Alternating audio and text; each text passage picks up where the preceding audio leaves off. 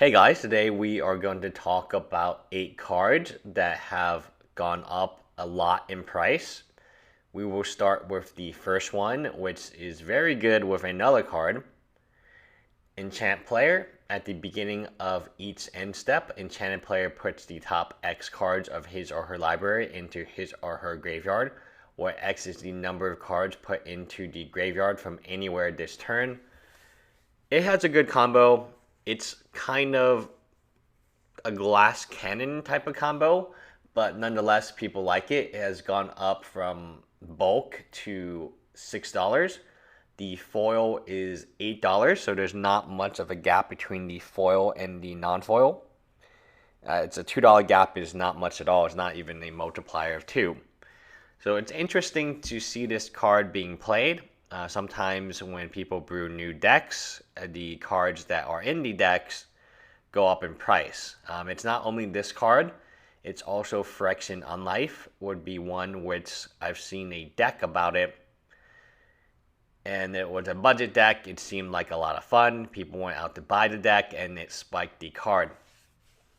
Overall, this is a very, very strong card with that combo, but it's not, I don't know if it's going to be standard meta defining. So Phyrexian Unlife, there was a video from Saffron Olive who makes the budget. I'm pretty sure it was from Saffron Olive who makes the budget decks, and this was the quote unquote budget card. Saw lots of play, and people watched it, they liked it, they went out to buy it. This card was the definition of bulk. You can see the chart is very low, probably under 25 cents to be quite honest. I have a story where Star City Games sold a lot of these to as their bulk collection. So whenever you bought like a bulk collection, they would throw in a few hundred copies of this just randomly. Now it looks very good. It is a $10 card. If you got it for 10 cents, which I think was the price of the card at the time that you could have bought it at, you bought any number of copies, would have been fantastic. It would have been the most epic speculation ever just because of the quantities Star City Games had of this card. They had a ton of this card because no one wanted to buy it. No one wanted to buy it. They all wanted to sell it. So they accumulated a ton. They were trying to dump it. Well, this is a $10 card now. Next, Startled Awake. So this is kind of the standard-esque combo with the first card that we saw.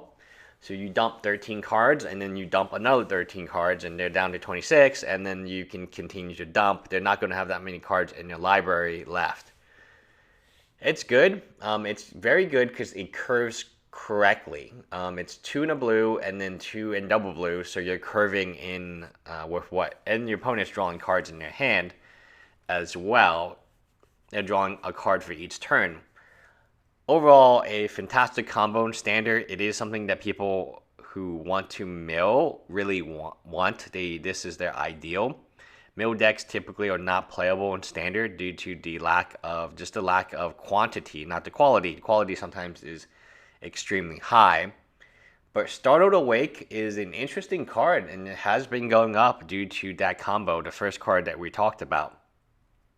It's in color, on curve, and why not? It's just a very, very good combo.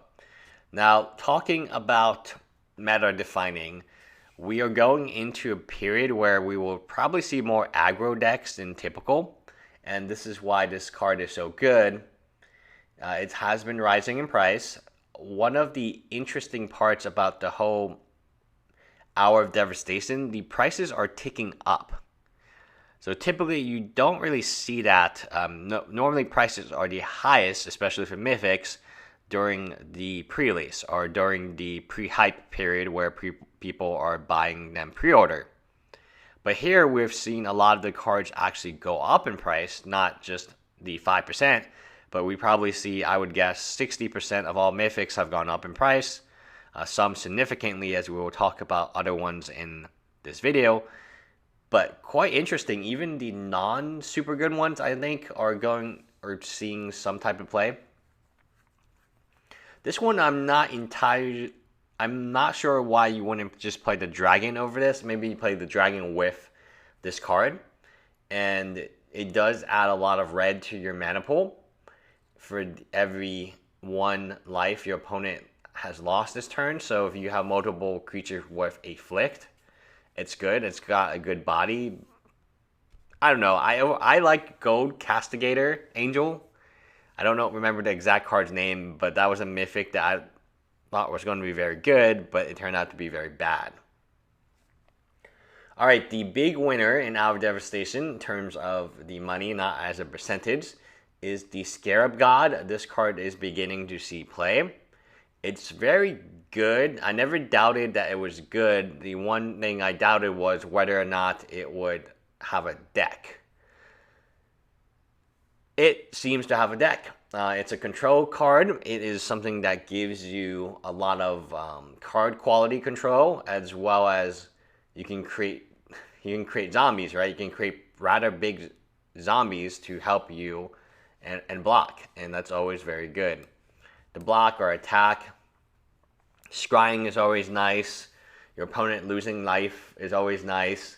And it's a 5/5 to boot. Also, if it dies, you get it back in your hand, which is, okay. I mean, it's okay. It has a lot of abilities, a lot of unique abilities in conjunction with each other, as well as just being a good card. It's a very strong card. I don't know if it will be meta-defining, but right now it is on the move, and it's something that you should keep your eyes out because it will be harder and harder to get. Now, the Torment of Hailfire is the interesting card where X double black. Repeat the process X times. Each opponent loses free life unless that player sacrifices a non-land permanent or discards a card. If you can get the X big enough, you're just going to win the game straight out due to resources. Resource denial is very big. So let's take 1 in double black. Your opponent is probably just going to lose free life, and that would be it. 2 in double black. Your opponent is likely to discard maybe 2 cards. That would seem very good because, discarding 2 cards, Mana Rot, I think it's 2 in a black, 2 in a black, and you discard 2. You're paying more than that just to get 2 cards. What actually really happens quite in EDH is it eats opponent. So unlike Mind Rot, which would hit only one opponent, this is going to hit multiple opponents and deny multiple resources. In EDH, mana acceleration is very easy and not at all difficult to accomplish. So I think this card's going up due to EDH. I can't really see it being good in 1 versus 1, but in EDH you get so much value. The biggest winner, of course, is Hour of Devastation, which is a huge board sweeper, right? It is the Red's version of Damnation. And hitting 5 hits pretty much most relevant cards, and hitting Planeswalkers is always very good. Planeswalkers can survive most of the times board wipe, especially something like Damnation or the white versions of that. This gets them. It gets them. It doesn't allow them, especially Gideon, to continue to pump out tokens. Could I imagine it would be an $8 card? No. This seems very aggressive in terms of price, but I can see it. I can see it because it is one of the most dominant cards. Red is always very good when it first begins. It is something that is very aggro and something that resets your board so you can play something bigger your next turn. I like it. Board removal has always been one of the staples in Red. This is just more damage, right? You're paying 5, but you get the 5 damage, and you also get the Planeswalker to boot. I don't know. People are going to play Nicol Bolas. They are going to try him out, and even casually FNM, and that's enough to make its price quite valuable.